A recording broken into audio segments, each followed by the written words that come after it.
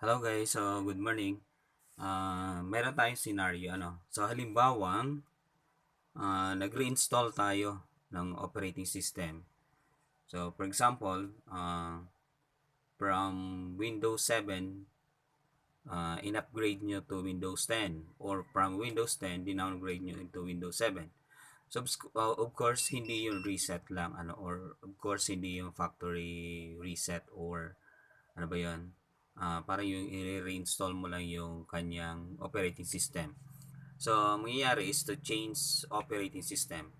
And there are many times na nawawala yung ating sounds, yung ating network, yung ating video, uh, and a lot more. So nawawala yon yung ano natin. So, yung wifi, so nawawala yon.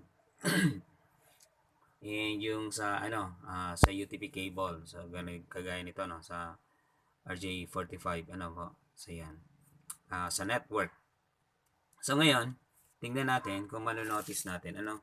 So yan, naka-red yung ating network. Ito siya, naka-red. Then wala talaga siya totaling, ano. Yan, yan. So wala talaga siya totaling network connection. So, ibig sabihin, yan. Pag ganyan ang lumabas, ano? So, ibig sabihin, wala siyang drivers or hindi siya installed or hindi siya supported ng system, ano? So, madami tayong paraan kung paano natin maibalik yan, ano? So, pwedeng DRP, 15.6 up to 15.8. So, mayroon tayo niyan, 14.5. Then, pwede din naman natin siyang i-download. Connect lang natin yung ating network sa network port. So, connect natin. Then, magbabago yan. Yan. Identifying. So, ibig sabihin, kahit hindi, kasi nangyari, kumbaga sa direct na tayo, magda-direct tayo, ano. So, using UTP cable, so yan. So, using this, kaya makakapag-direct tayo ng internet connection mismo sa ating router. Okay, yan. So, ito na. So, kung manonotice nyo, nakalagay siya dyan. Yan, oh. Yan, oh. Diba? Check natin.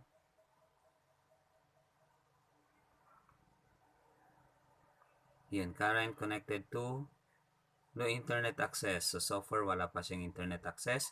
Antayin lang natin siya na mawala yung pagka-yellow niya, yung padamdam. Ibig sabihin, wala pa siyang internet connection.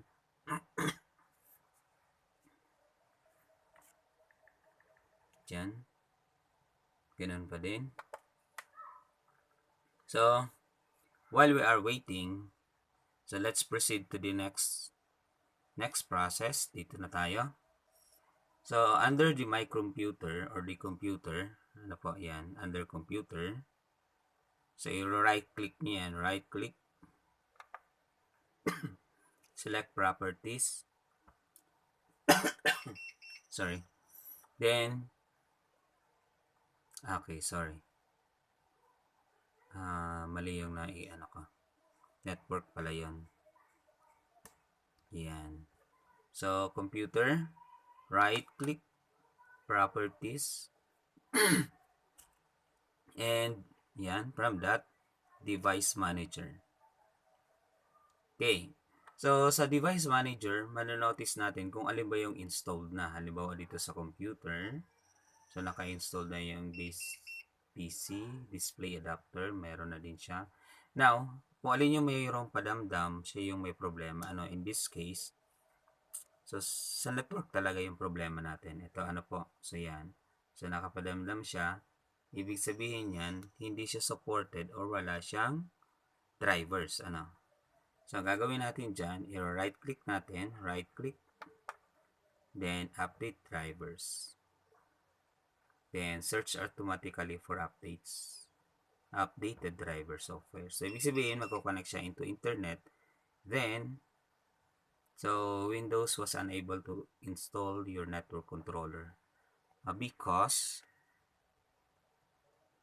hindi pa din siya, wala pa din siyang internet. Okay, tanggalin natin. Break ulit natin. Sana magkaroon na.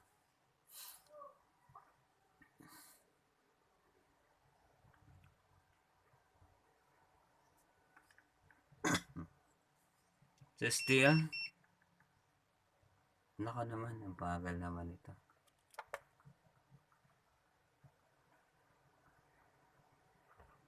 Troubleshoot muna natin. Ang bagal ba talaga yung network? Ang bagal ng globe dito, nakakainis talaga. No? So, totally, napakabagal talaga.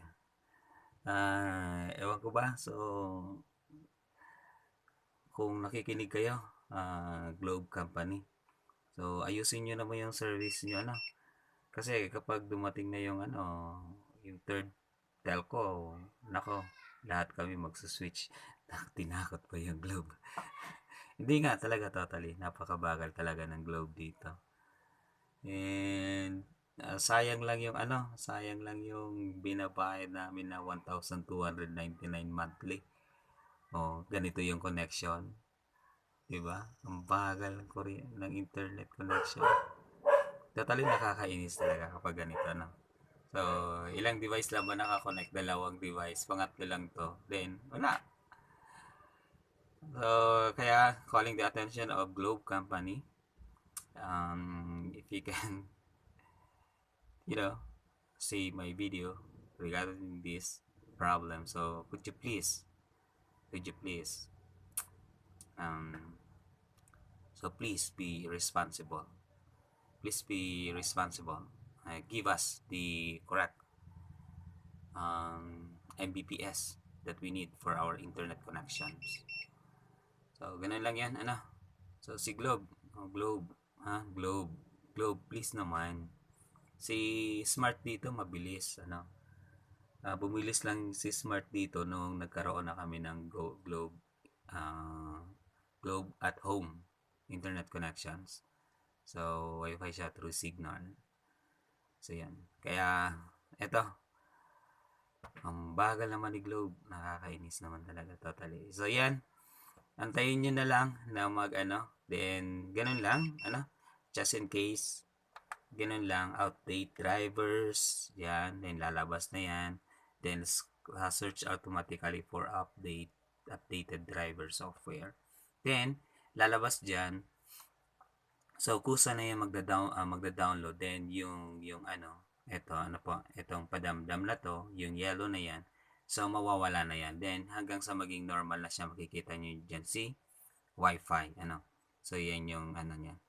Hanggang sa makita nyo dyan si Wi-Fi. Dyan na. Now, so, for now, I will just end this by saying ang bagal ng internet connection namin dahil kay Globe. So, kaya hindi natin na ipakita in actual yung pag-download. So, anyway, ganun lang naman yung kasimple.